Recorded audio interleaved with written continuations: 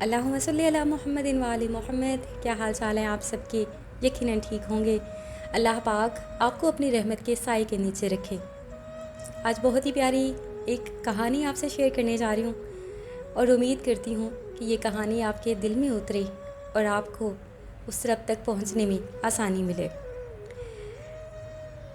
جیسے کوئی کسی سے پیار کرتا ہے تو اس کے لیے اس کے پاس بہت سی فیلنگز ہوتی ہیں، وہ اس کی اگنورنس برداشت نہیں کرتا۔ ایسے ہی ہمارا رب ہم سے بڑی پیار سے بات کرتا ہے، آپ کبھی اس کو سننے کی کوشش تو کیجیے۔ تو چلیں کہانی کو شروع کرتے ہیں۔ ایک مرتبہ ایک جوڑے کی نئی شادی ہوئی۔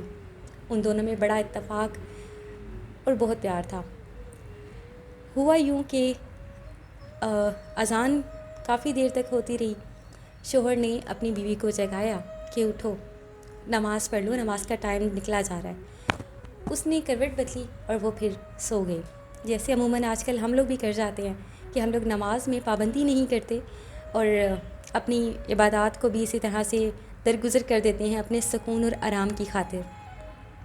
تو خیر وہ تو سو گئی، لیکن ان لوگوں میں یہ چیز تھی کہ وہ جب بھی ناشتہ کرتے تو اکٹھے کرتے، اور شوہر اپنی بیوی کو بتائے بغیر کبھی بھی کہیں نہیں جاتا تھا، ایون کہ جب صبح آفس جاتا تھا تب بھی بتا کر جاتا تھا۔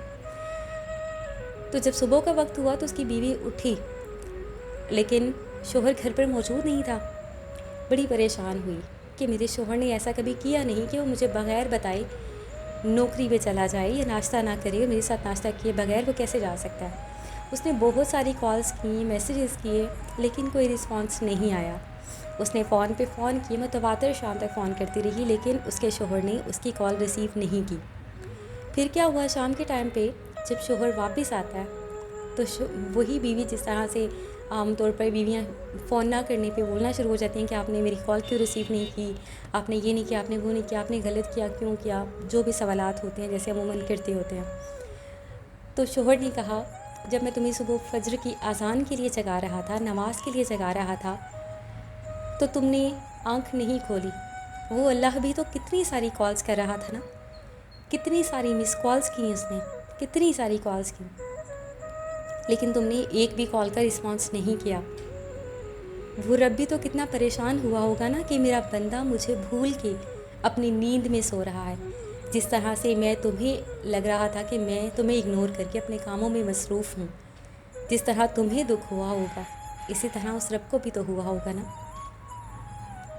تو یقین جانیں کہ اللہ رب العزت ہمیں اتنا پیار کرتا ہے کہ اس دنیا کا کوئی بھی پیار اس کا مقابلہ نہیں کر سکتا، اور وہ ہمیں ہمیشہ بخشنے کے لیے تیار بیٹھا ہوتا ہے، بس ہم بخشش تو مانگے اس سے۔ تو اپنی دعاؤں میں، اپنی عبادات میں اپنی اس بہن کو یاد رکھیے گا، اور میری دعا ہے کہ اللہ رب العزت میری آج کی ویڈیو سے کسی ایک کا دل بھی اللہ کی طرف گامزن کر دے۔ تو اجازت چاہتی ہوں، چلیں درود پاک بھی پڑھ لیتے ہیں۔